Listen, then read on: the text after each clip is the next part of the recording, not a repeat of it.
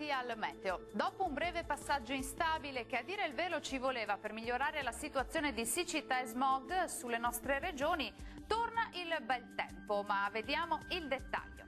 Sul Veneto il tempo sarà in miglioramento, sarà asciutto e stabile ma con cielo spesso coperto. Sarà più soleggiato invece sul Bellunese. Temperature minime tra -3 e 4 gradi, valori massimi compresi invece tra 12 e 13 gradi circa.